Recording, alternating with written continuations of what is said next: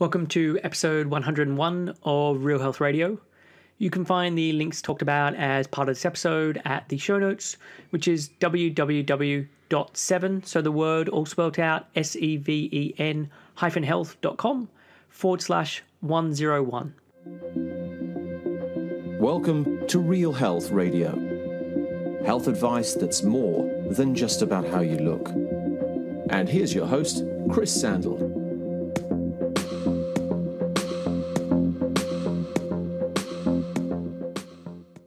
Hey guys, and welcome back to another episode of Real Health Radio. It's great to have you joining me. Before I dive into this episode, I just have two quick announcements. So the first is just say thank you for all the kind words and messages about the last show. So in the last episode, which was episode 100, I shared stories about my life and answered questions that people had. And it was quite a big deal to put together. And I did open up and chat about things that I've never chatted about before. And the good news is that people really liked it. I've got lots of nice messages. People got in contact via email. So yeah, I just wanted to say thank you. And if you haven't listened to the episode yet, then you can check it out. The second thing I want to mention is that I've reopened my practice and I'm now taking on clients again. And I announced this last week. I take on clients twice a year, once around January time, once then in the July time.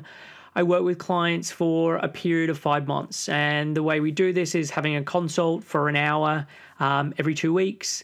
And I have clients all over the world, and consults are done via Skype or FaceTime, or it can be done by phone. So even if you're not based in the UK, this isn't a problem. And actually the majority of the people I work with are based somewhere else, whether that be the US or Canada or Germany or Australia or really other places around Europe or the world. And before I start working with anyone, I always have a free initial chat. And this allows me to find out about you, about your background, about what's going on. It gives me the opportunity to explain how I work with clients, what that process looks like. And this conversation just lets us to see, are we a good fit for one another? Because I just want to work with people that I believe I can truly help and that are on the same page. And so this chat allows us to figure that stuff out. So if you are interested in finding out more, you can head to www.7-health.com/help, so HELP. For more details, you can have a read through, and at the bottom of that page, there is a link for you to apply for that free initial chat. And I'll then get back to you within 48 hours or so, and we can then arrange a time that suits the both of us. So at this stage, over half the spots are now taken. So if you do struggle with your health, with certain aspects around nutrition, with body image, with hormones, really any of the stuff that I've done podcasts on before, fertility, conception, that kind of thing. If you're wanting some help, like head over to www.7-health.com/help and get in contact.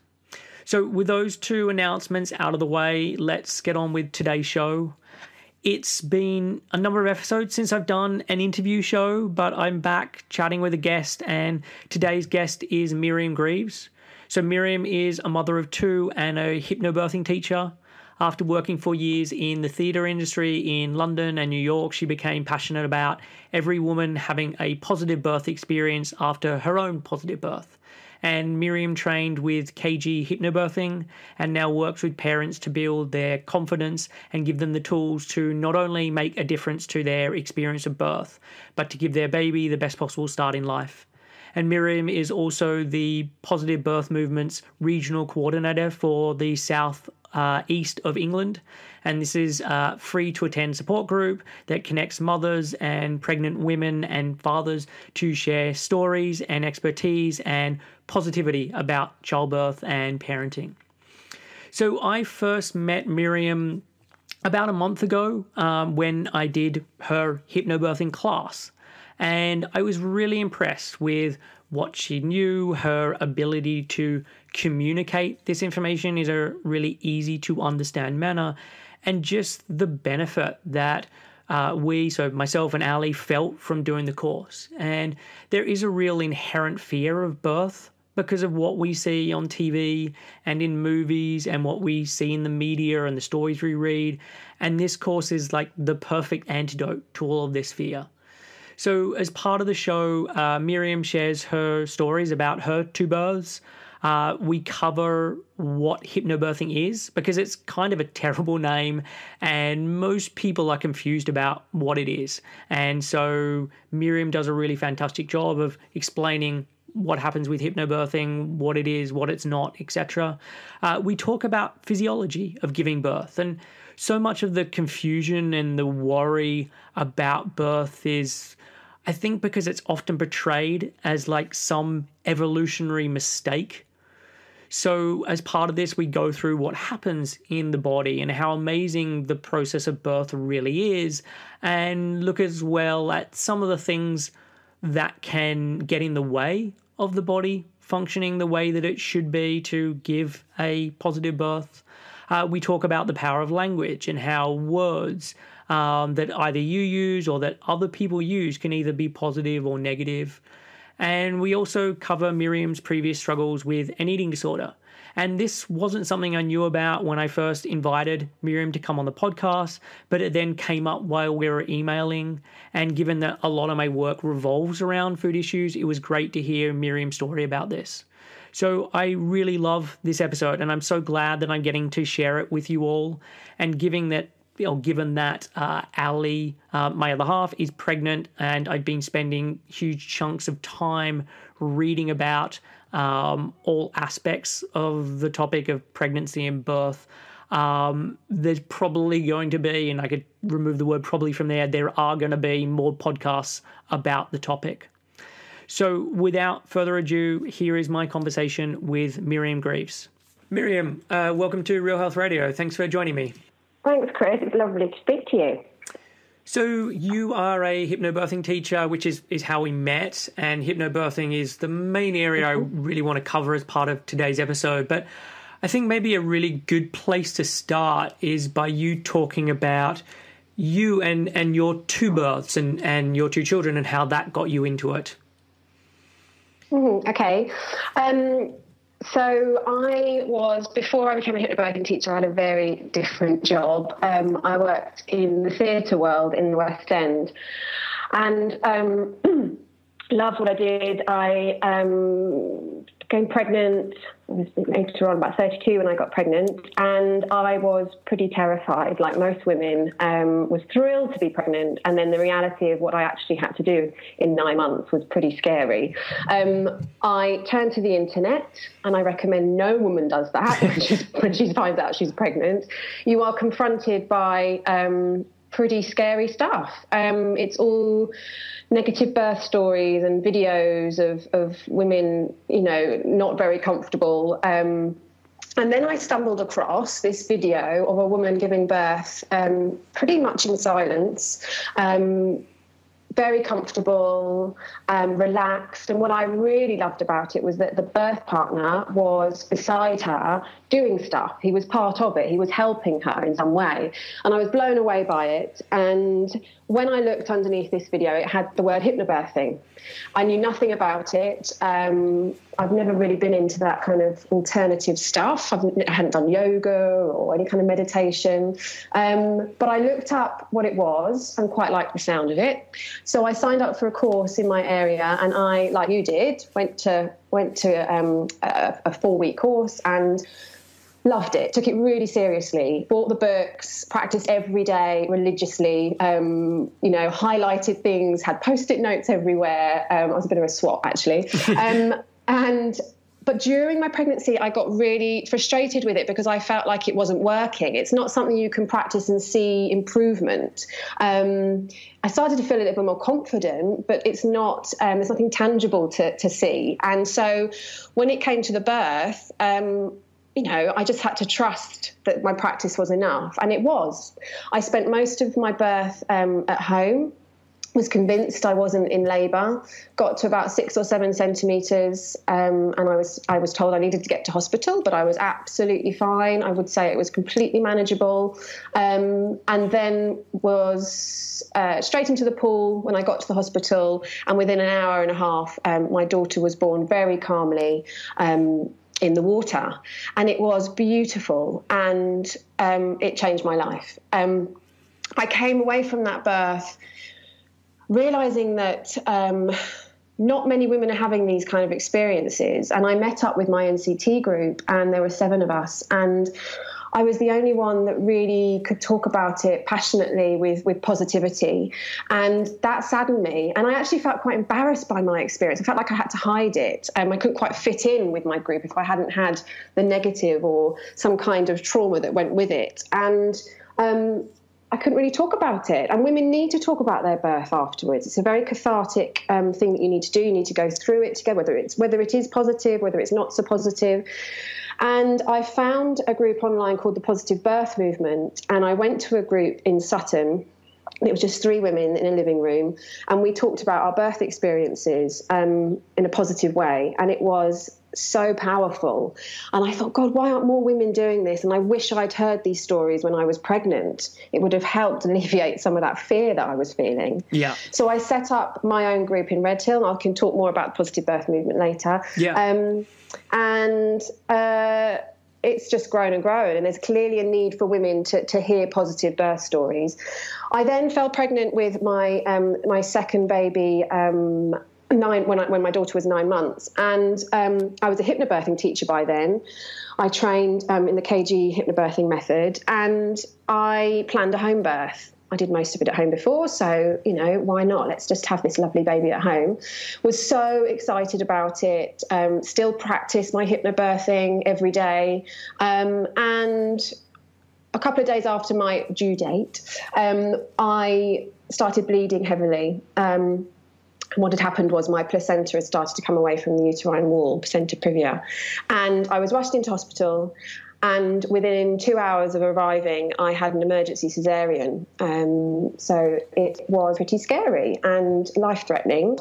And my son was born, I would say, to a very positive birth experience. So the things that helped with that were my hypnobirthing. If I hadn't done hypnobirthing in that scenario, I think I would have felt very differently about my birth. At the time, I thought, how can I do hypnobirthing now? I've had this emergency cesarean. A lot of women think about it as the first birth, the water, the calm, the drug-free, pretty pain-free, actually. And so that night in hospital, when I was thinking about my experience, I realised that I'd called on hypnobirthing probably more in that scenario than I had with my daughter. And that, to me, was incredibly powerful. It really cemented my belief in what I teach, because to be able to go into that situation using my breathing, using my visualizations, and actually my husband being a part of that birth, he wasn't just stood in the theatre, in the corner waiting for the baby to come. He was there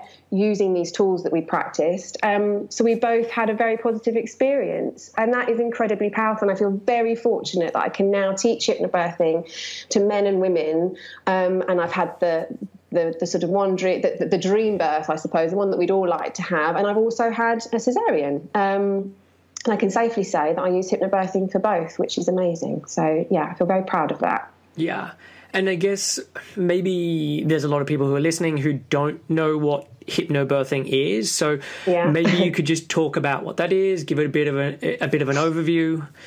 Mm-hmm. It's an awful word, isn't it? It's sort of, it makes it sound like we're going to be doing some really sort of hippie things, tree hugging or something. It's really not. It's very, very simple. There is an element of hypnosis to it, but we're really just using the subconscious mind and your thoughts, experiences, everything that you've experienced through life about birth that sat in the subconscious, which are probably quite negative. We are reprogramming the mind to think more positively about birth. And how we do that is by using certain language, listening to scripts, whether it's an MP3 or it's your birth partner reading a script to you. And those the language used in those scripts is incredibly powerful and positive. So we're replacing that negativity with that kind of language.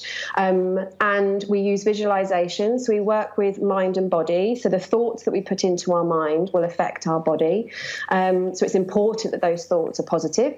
And it's a beautiful way to go through pregnancy, building your confidence, feeling positive about your body, about your baby, about the process, trusting your body. So you learn about how the body works when you have a contraction.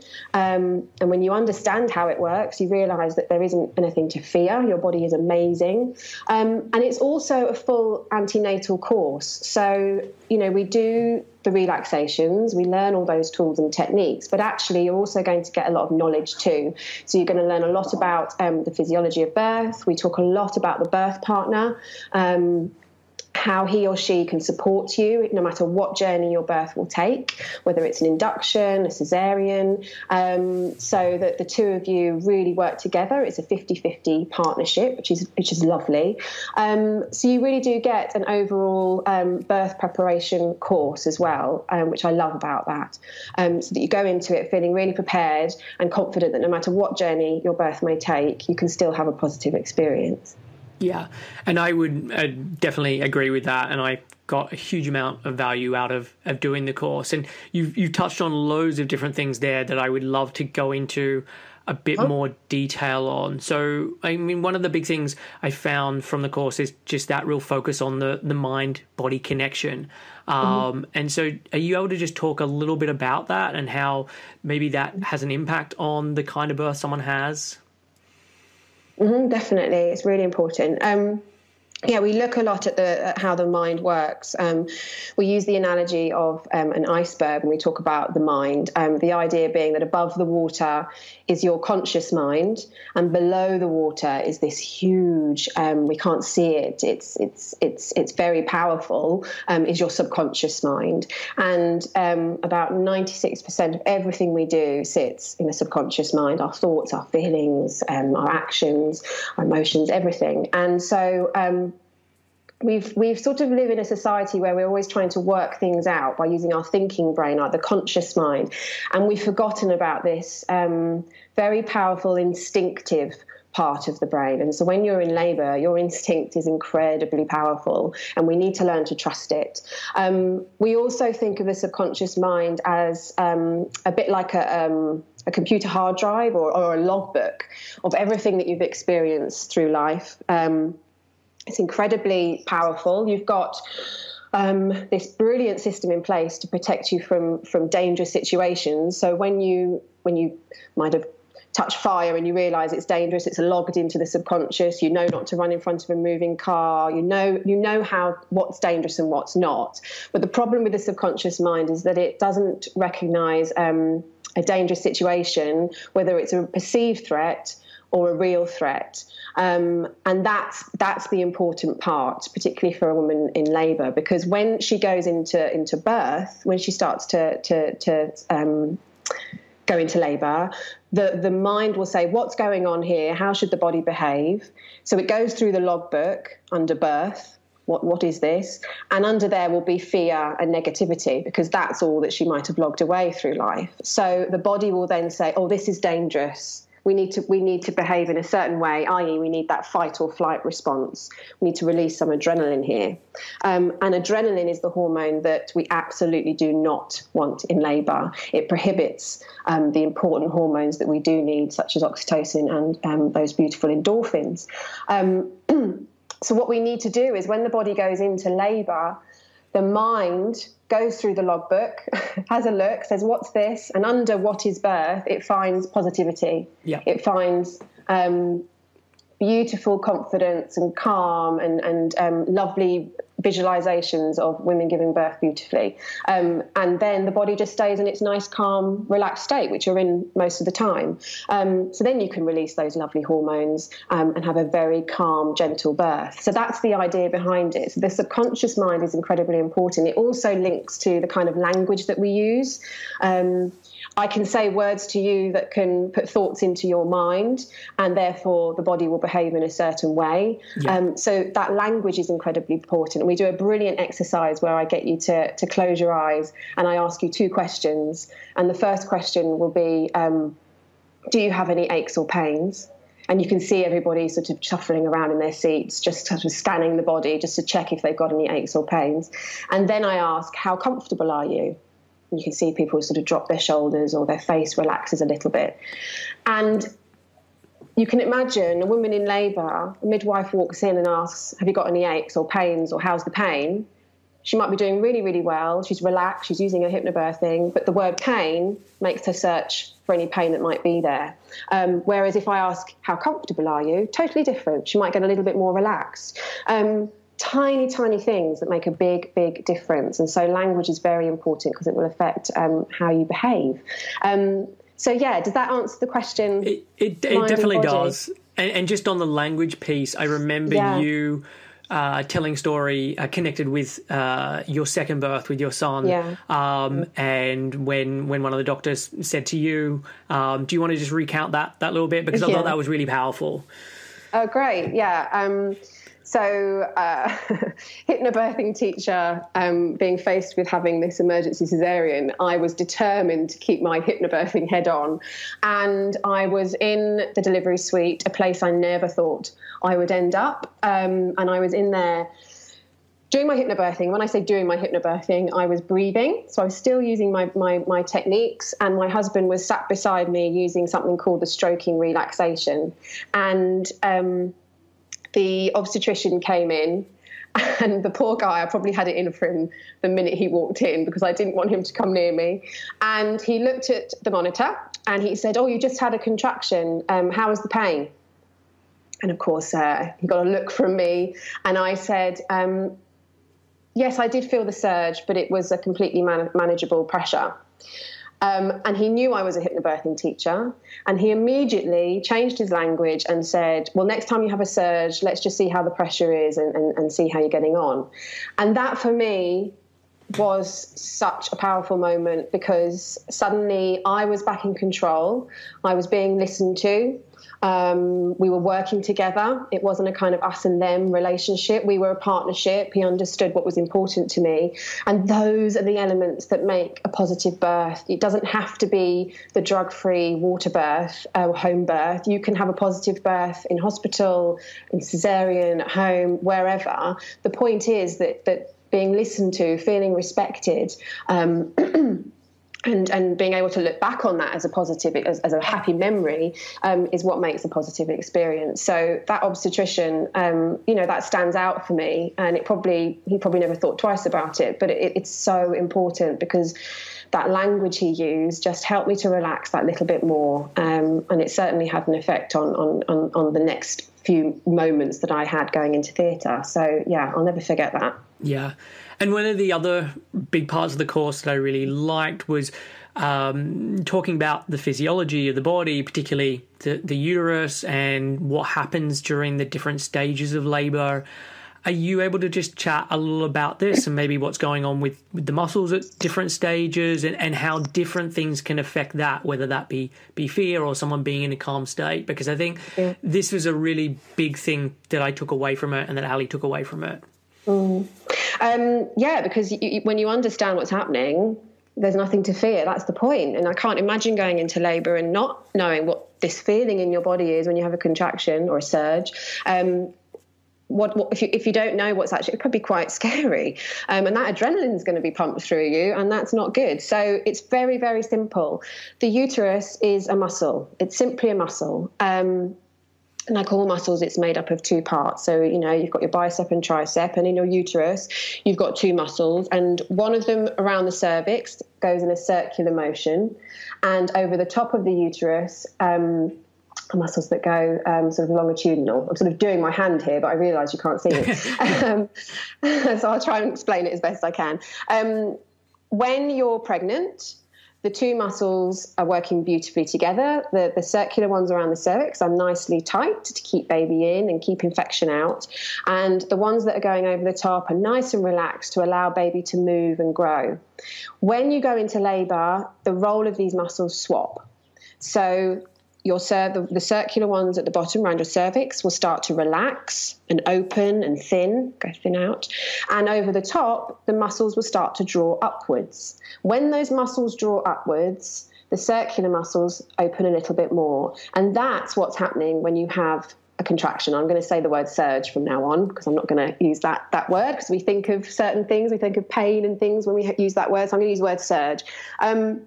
So the muscle draws up, and the cervix opens a little bit more, and it draws up, and the cervix opens a little bit more. And that's what's happening to your body. And that's why when you go on YouTube and you look for someone who's filmed themselves having a surge, you'll see the stomach rising upwards and coming down again and rising upwards. The brilliant thing about that design is when the muscle's rising upwards, it's building up a nice thick layer of muscle at the top of the uterus, so that when you get to 10 centimetres, when you're nice and open and baby's ready to descend, come down through the birth canal, that muscle at the top is nice and thick so it can push the baby down.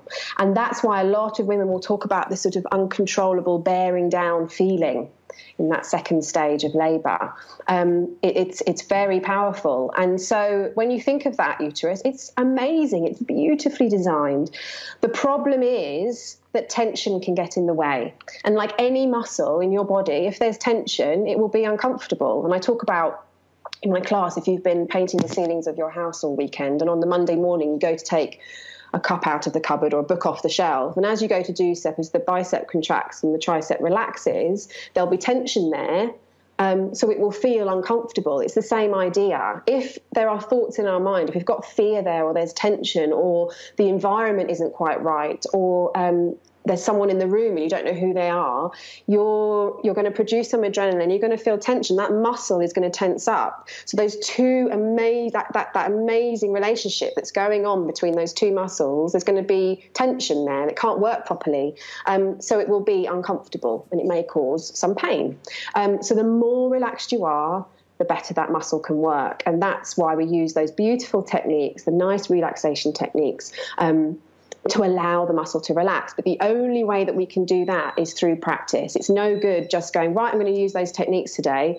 I'm in labour. Let's just put the script and the CD on and let's relax. You have to train the mind to do that so that you can go deeper and deeper into relaxation very easily and very, very quickly. It's really important. We talk about hypnobirthing as the sports psychology for birth. The idea being that, no sports person will go into a game or a race without probably using a sports psychologist. All the professionals do. And the reason for that is you've got to have the mind in the right place and focus on what can go right, i.e. winning, so that the body can behave too. And you could be the fittest you've ever been. You've trained for years for this game or this race. But if the mind is saying you're not going to win, or it's thinking negatively about it, then the body's not going to behave as well as it can either. It's the same for birth. We've got to get the mind in the right place so that that body can behave as best as it can too. So yeah. The uterus continues to amaze me every time I talk about it. It's amazing. And you showed a really good video to demonstrate that, which was quite funny, but it really showed the example of a lady sitting on the toilet, and then like one person walking into the room and just starting to watch her, and another person walking into the room and starting to watch her, and then a third person walking in, just to kind of illustrate how the environment can then start to impact on, okay, are muscles going to be releasing or are they going to be contracting? Absolutely. If you've ever been away for the weekend, you stayed in a hotel or at someone's house, and you haven't gone to the toilet all weekend, and then as soon as you walk through your front door at home, you can go up, you go to the toilet and feel relaxed. The reason is you're in a safe place, you're in a familiar place, you're in a safe place, and your body can extract something from your body. It's exactly the same. You need to feel safe. You need to feel like you're not being watched. we are a mammal, and mammals give birth in exactly the same way.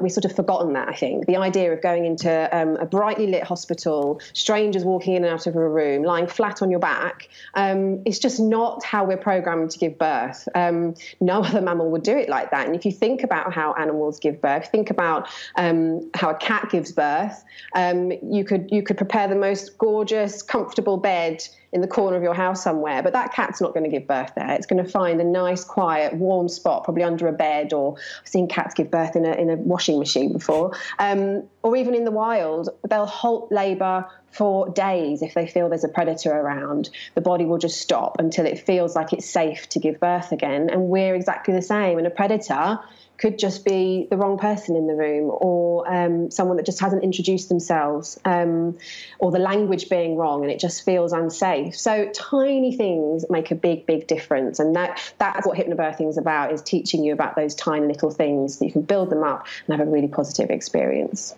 So you talked earlier about the positive birth movement, which is kind of how I think I found you through that, or Ali found you through the positive birth movement. So talk a little about like what that is about, and also how you then got into that. Yeah. Positive birth movement was set up by an amazing lady called Millie Hill about 5 years ago, and she has 3 children, and she found that she was sick of hearing people saying the phrases they didn't let me, or I wasn't allowed, and she just brought some women into her living room to talk about birth experiences and to share information and what their choices are. And that tiny little meeting has now grown to there's 250 groups in the UK, there's 200 groups elsewhere in the rest of the world, and in 36 countries. And there are, hundreds of women now meeting up, talking about birth positively and sharing information about their choices. It's incredibly powerful, that peer-to-peer support. It's a way of sort of complementing an antenatal course. In a way, it's lovely that it's not run by a teacher. It is just women supporting one another. And so now I run 3 groups in Surrey, and they are just going from strength to strength. And it's amazing how many women now come, because they're realising that they don't want to hear negative birth stories. They don't want to prepare for birth in that way. They want to come and hear some good stuff. They also want to come and meet some midwives, or they want to meet other birth professionals, whether it's a breastfeeding counsellor or a doula.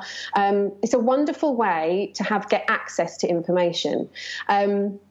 So positive birth, what is a positive birth? Like I said earlier, it's really not about where you give birth or how you give birth. It's about how you approach birth, I suppose, just approaching it realistically and having genuine choice. You're where you want to be, so you decided where you want to give birth, and you're happy with that. You understand where you feel safe. Your choices are informed. Not by fear, but by reality. You're being listened to and you're respected. So I talked a lot about that with my son's birth. And your memories of your birth are warm and you're proud of it. It's a lovely way for women, if you are pregnant, you're a first-time mum or a second-time mum, or, I've had women who've had 5 children and they still come. Just a lovely way to soak up some positivity. And if you've had a positive birth experience, it's a nice space for you to come and release all that and talk about it and feel proud of it. We've had men come.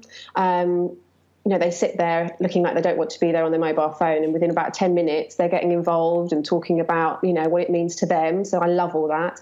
And also it's a great opportunity for midwives to come and hear women's experiences, and share information with them. We've had a woman, my first one that I did in my living room a year and a half ago, a woman shared her birth experience. She had a really positive experience, but she talked about how her legs had to be put up in stirrups later on in the birth, and the midwife was mortified by this. She couldn't understand why. She went back to the hospital that day, and they did an audit on positions in birth because of that one story that she heard, which had a massive effect on now what's going on in that hospital. So, hearing those birth stories, it can make change. It's important that people share their experiences, and there's been other examples of that have gone on in the last year and a half. So I'm incredibly proud of that. Midwives want to, they want to improve the maternity services all the time, and this is a wonderful way for them to do that without sort of bringing women into the hospital and getting feedback in a very kind of, here's a form and fill it out. This is just a really nice, easy way to do it. So if you are pregnant, you can look up positivebirthmovement.org, find out where your nearest group is. They're all over, and get yourself along to one. Yeah. And so there's a couple of things I want to add to that. One is that I went to one of these groups. It's actually your group, but Miriam, you weren't there that day. I think there was something else on, so someone else was leading it. And I went on my own as a guy, and it was incredibly welcoming. Everyone was like very happy to see a guy coming to the group, and I found it a really useful experience. And the other part of it is it's really good because it's evidence-based, and it's looking at what are the guidelines and how can we make things better. It's not just like hippy-dippy women talking about all of this stuff where you're like, I'm not sure if that's actually a good idea or a good advice. It's being run in a very well done way where they're trying to make things better. And as you say, it's then having a very positive impact back on the NHS. And I don't know what's going on in other countries, but it's then having a really positive impact back on everyone. So not just the women who come to the positive birth movement, but everyone who then gives birth within the system over here. So I think it is a really great thing that is going Fantastic. on. And I think it's important that men do go along. We had one gentleman that came. I taught them hypnobirthing. They had in the end had to have a cesarean due to health reasons, and we were talking about cesareans. It was the topic. So we have a topic every month. So this month it's around fear. What, if anything, do we fear in birth? So we talk about all those feelings and how we can rid ourselves of them.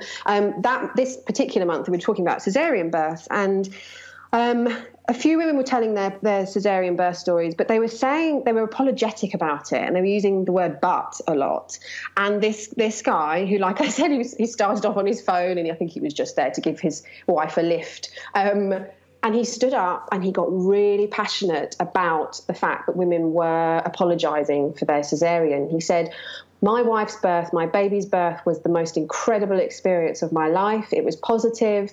I'm incredibly proud of it. I want to sing it from the rooftops. I wish you women would just see how amazing you are and how brave you have to be to go and have a cesarean. Well, the tears and the applaud that he got, I mean, I'm getting shivers just thinking about it. It was so moving. And just to hear that from a guy meant a lot to us women. It was amazing. And the midwives there then went away and that stood out for them too. And to hear a man talk about it and understand why it was positive to him, that's really important for a midwife to take on and do that, so that there is a place for men in birth and that those elements are important. So very moving. It's really important that guys come along. We want birth to be that shared experience. It's a rite of passage into motherhood for a woman, but it's also a rite of passage for a guy into fatherhood. So it shouldn't be forgotten about. It's so important that your memories are proud and happy, and that you felt respected and listened to too. That it affects everything. So yeah, very passionate about birth partners, as you can tell. Yeah, and so I guess on that then, and this was something again I really enjoyed as part of the course. Like, obviously I'm not the one giving birth, it is Ali, but you do really stress the importance of the dads or the birth partners. So what, in your mind, like, what is their role in the process? What should they be doing? What can they be helping with through the birth experience? It's lovely that when you start hypnobirthing, like I said earlier, it really starts on that day. It's not something you do when you go into labour. So it's a lovely way for a couple to bond. You'll do practice together. So the practice will include breathing. And it's really important that the birth partner is practicing that too, because if she slightly loses her way, maybe she has a quite strong surge, and afterwards she might be a little bit out of breath. If she looks over to her birth partner and he or she is just breathing really steadily and slowly and calmly, she will start to mirror him or her very quickly. So it's really important that birth partners know what they're doing with their breathing. You practice the visualizations together. So we talked about how the uterus is rising upwards. So the thoughts we put into our mind are all very upwards visualizations. We think of the sun rising or bubbles being blown up into the sky. And birth partners can use those visualizations to help as prompts. So they'll prompt the birth partner. So when she starts to have a surge, he will say, or he or she will say to her, think of the bubbles rising, breathe up. Keep breathing out. Very powerful. And also you'll do scripts together. So you may decide to listen to the MP3 together. So a nice way to fall asleep at night. Or you will read out a script to her. With that, you might have some nice anchors or triggers to send her into relaxation. So one of them is stroking the arm. Very powerful. So you're basically given lots of different small tools or techniques to use during labour that you practice throughout pregnancy. It's also a wonderful way for a birth partner to bond with baby. You're not carrying the baby for 9 months. She's experiencing all the kicks and that feeling. So it's lovely that if you're practicing together, you get to have that time. You get to bond, and it's so important. So important. It affects how you feel when baby arrives. It's also about a birth partner being the protector. So it's built in you to protect. That it's been like that for thousands of years, and protecting her bubble of positivity, we call it. So making sure that no negativity comes into her world. So during pregnancy, it might be no negative birth stories. So if anyone wants to launch into one, you stop them and you say, we'd love to hear it, but after my partner's given birth.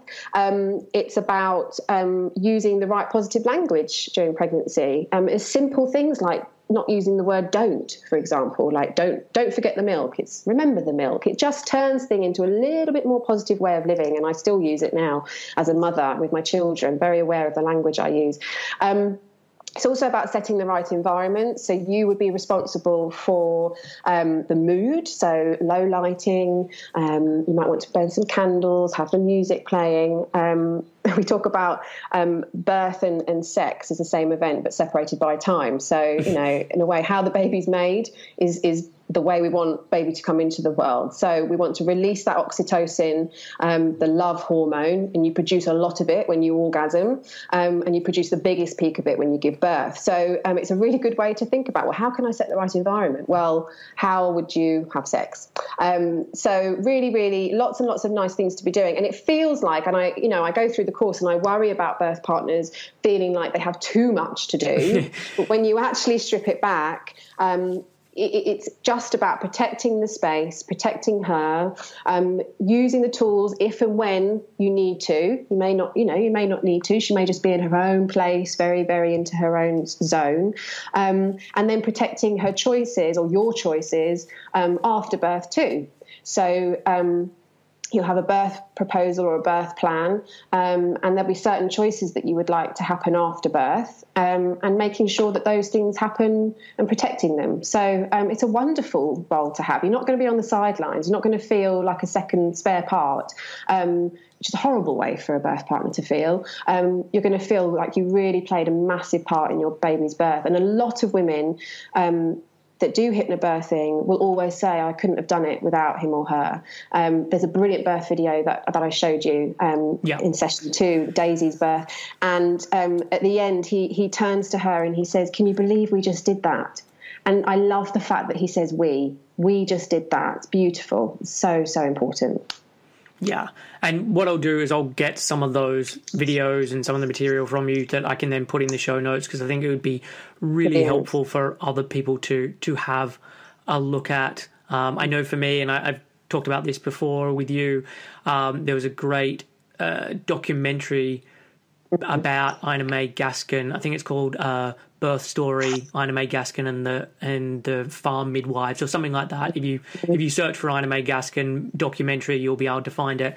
And it was just the first time I'd ever seen birth in a very natural, nice setting. And it's not to say that it's not difficult or anything along those lines. Like I'm under no illusions around that side of things, but it is very different to what is being seen when you watch TV, when you watch a movie, etc. And so it was incredibly helpful to see that going on.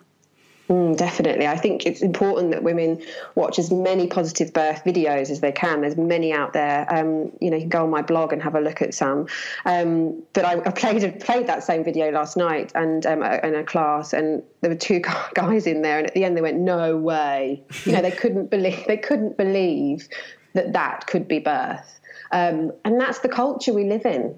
We need to change that. We need to change this culture of fear. And by getting these videos out, talking more about positive birth, we can do that. I don't want my daughter to grow up being scared of birth, being terrified. I want her to know that her body's amazing. It's made to give birth and to trust it. And I hope that in the next generation we'll have a slight shift in that. Yeah. And so something connected then with birth partners and their role, and it's probably not just birth partners, but there was an acronym called BRAINS, which I really liked. So are you able to explain what that is and maybe the context of when someone should be thinking about that stuff? You just say that first part again. You just cut out. Sorry, okay. BRAINS. So there was an acronym, BRAINS. BRAINS, yeah. Yeah. Love BRAINS, love it. Very simple. It's an acronym meaning benefits, risks, alternatives, instincts, nothing, and smile. The idea being that if you find yourself, and this isn't just in birth, you might have an antenatal appointment with your midwife, or during birth, some things are proposed to you. How can you remain in control, and what sort of questions do you ask so that you're working with your caregivers? And so I tell couples, but really this is geared towards the birth partner, because you're going to be asking these questions and protecting her space, to remember BRAINS. And you would ask, what are the benefits of what you're proposing? What are the risks? There's always benefits and risks to everything. You can't make an informed decision without knowing those. And then you would ask, what are the alternatives? That's really important that you know that. It might be that you're going to do nothing, or it might be that you decided to decline an induction at 41 and a half weeks. And when you get to 42 weeks, the alternative would be that you would have your baby monitored. You can have your baby monitored at least twice weekly, just to check baby's okay and monitor the heart rate and maximum amniotic pool depth. And it's important that you know that there is an alternative if you decide to decline an induction. So ask what those things might be. The I is instinct. I just said earlier, it's incredibly powerful. Connect with it. Ask, what are my instincts telling me as parents? And then we do nothing. And the reason we do nothing is because no decision should be made from an emotional place, in a rushed place. You come away, maybe you do something lovely, go and have a nice lunch, release some nice oxytocin, happy hormone. You then come back to it, you do some research, and then decide from a rational place, not from an emotional place. Even when I was having my emergency cesarean, and it was a real sort of rush, we were really against it, I was told what was being proposed, and I always asked the benefits and risks, alternatives, and then I said, could I just have 30 seconds?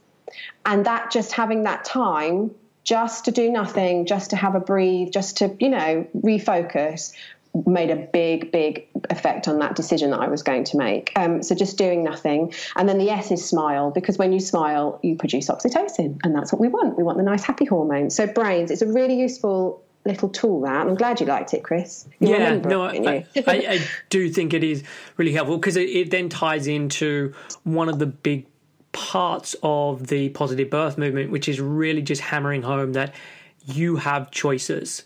And that no matter what is offered to you, it is offered to you. It's not forced upon you. And you then are able to make that decision. And like tying back into something you said earlier on, where people were talking about the fact that they made me do this, or I had to do this. That was why I found a lot of benefit with it. Yeah, I love that. I start my course with asking couples, who's responsible for your baby's birth? And you get silence in the room for quite a while. And then someone will go, me? And you say, yes. You are responsible for your baby's birth. You've got all these amazing people around you supporting you. The birth professionals, the midwives, they're all there supporting you, giving you the information. But ultimately, you make the decision. It's your body, it's your baby. And when you think of it like that, you can feel a lot more in control. And it's so important that women think like that. Yeah. So when I was on the course, I didn't mention to you what I did, but it was then afterwards that I got in contact with you and said, hey, I would love to have you on the podcast. And I told you a little bit about what I did. And I mentioned that I work with women who have suffered with eating disorders or on the disordered eating spectrum. And you said in your response, like, this is something that is very close to my heart and it's something that I've dealt with in my teens, and I don't know any more about it than that. So I'd just love to hear you talk about your story in regards to an eating disorder. Yeah, I had an eating disorder for a few years. I was about 15, and I remember I was doing my GCSEs, and my dad became quite ill, and home life was quite stressful, and I had an eating disorder. I became anorexic and really, really struggled with it right through up until university. And I met doctors. I was off school for quite a long time, and it was not a very pleasant time in my life. And I've always struggled with it. It's always there. However, when I gave birth to my daughter, I remember like it was yesterday. I was home from the hospital about 4 a.m. in the morning, and I got in the shower about 10 o'clock. And when I got out of the shower, I looked in the mirror at my naked body, and I remember saying to myself, my God, you're amazing. I will never, ever disrespect you ever again. And it totally changed my life. I view my body completely differently now. I never knew how incredible and how powerful it could be to grow and birth a baby and bring a human being into the world. And I've been well ever since. And I still have days, but I just remind myself of that morning and how I felt. And the fact that I never want my daughter to ever feel like that, or my son. And it was the birth that changed it for me, really. I'm not saying everyone needs to give birth to overcome an eating disorder, but it's just a way of recognizing just the power of it, and how beautiful your body is. And when you understand how it works, it's incredibly powerful. Yeah, and I've had another guest on, Anna Sophie Reinhardt, who talked about the same experience where getting pregnant and giving birth was one of the things that really helped her. I know for certain clients that I've worked with that it's also been very useful. But I've also heard it go the other way, where there's a great documentary called Embrace, with a lady talking about the fact that she'd always been pretty comfortable within her body, then gave birth, and then remembered looking in the mirror after that and just being just disappointed, disgusted, whatever the phrase was, I couldn't remember, just within her body. And that really kicked things off for her. So it is really nice to hear that actually you went the other way and you were able to see the real power within your body and have that feeling of, I don't want to ever disrespect it again. I think it's very hard for women going through pregnancy. Your body changes so much. It's pretty unrecognizable, and it's scary. You wonder if you're ever going to get your body back. You then breastfeed, and it changes again. It goes through a lot. And I completely understand that a woman can feel like that. But I do think, and I know, I don't want to sound like I sort of go on about it, but, what's helped me through the last couple of years in motherhood is mindset. And I continue to use positive statements, affirmations for motherhood. There's a brilliant woman called the Yes Mum, and she does affirmation cards. She started doing them with pregnancy, and she now does them for motherhood too. She does them for children now. And just the thoughts, again, that I put into my mind really affect how I feel about myself, how I feel about my body. So I continue to use those and use relaxation. And I also swear by essential oils that I use as well, which I now offer to people. But it's hard. It's very hard. And it's something that you really have to work hard at, and you have to train yourself. But the most important thing as well is having the right network of people around you. I call it your mama tribe. But, meeting the right people and getting the right support. There's lots of support out there, but not every one of them is going to be the right support. And when you get the right support, it's amazing. It makes a big, big difference. So yeah, just finding out what's out there for you. It's all about knowledge, isn't it? It's all about understanding your choices and being able to access it, which is why things like this podcast, going and doing an antenatal course and meeting other parents is really important, really important. And did you, when you were going through the eating disorder, were you ever an inpatient? And what did you find, apart from just the birth, what did you find that was really helpful or helped you to get to the place that you're at now? No, I didn't. I was off school and the doctor wanted to take me in, but I put up a bit of a fight about it. I was in a very dark place, but it came and went, and I think I went through university, and I then went travelling and came back, and it reared its ugly head again. So it was always there, and it defined me, and I hated it. And I think, yes, the birth made a big difference, but I really believe that if I hadn't done hypnobirthing, it's not just about the birth and how it changed that for me. It really was a whole life change, a whole mindset. I've gone on and had quite a difficult time with my son. He doesn't sleep at all. And I've gone down a PND route, which I've now got a lot of help for. And so I know a lot about maternal mental health now as well, and feel very passionate about that. And I'm just about to start a different course that will focus on that specifically, looking at motherhood and mindfulness and how we can stay relaxed and calm, and what tools we can use to stay in a positive, mindful place. But I do believe that it's the hypnobirthing really that made me just go, okay, we need to connect with the mind. It's powerful. These thoughts, these feelings, this negativity is going to affect how I feel. And just knowing a few things, a few breathing techniques, knowing a few thoughts or visualizations put into my mind has made a massive difference. So I have a lot to thank for hypnobirthing. A lot. I'm going to get emotional. But yeah, I remember, I haven't gone through an eating disorder or anything along those lines, but I do remember when I got into more of the self-help type stuff, which I know you said you didn't go down that route, but being exposed to actually what you think about, what you focus on really does create your experience within this world. It does create your emotions. And once you learn that, it's kind of hard to unlearn that. Like you just become so aware, and it does sound like that was what happened through hypnobirthing, and seeing how you could get through what was probably the most terrifying experience of your life, or what you thought would be the most terrifying experience of your life early in pregnancy, and to kind of sail through that and realize, wow, I have a lot of control over this stuff. Yeah, that you can control it, and only you can actually, you can have all that support around you, but really it is down to you.